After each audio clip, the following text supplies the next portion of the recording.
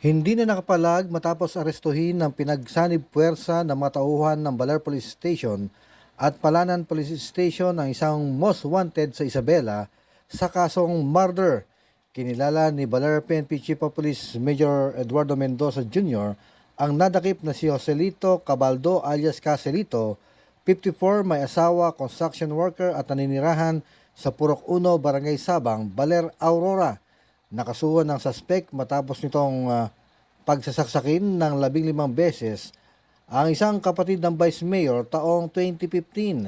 Si Cabaldo ay dinakip sa bisa ng warrant of arrest na inisyo ng Regional Trial Court Branch 16 Ilagan, Isabela, Presiding Judge Isayak de Alban. Walang inirekomendang piyansa ang nasabing hukuman para sa sandali nitong kalayaan at agad ding ibiniyahe pabalik sa Palanan, Isabela. Ako ang inyong naging tagapaghatid balita, Jason De Asis, para sa RTV News Desk.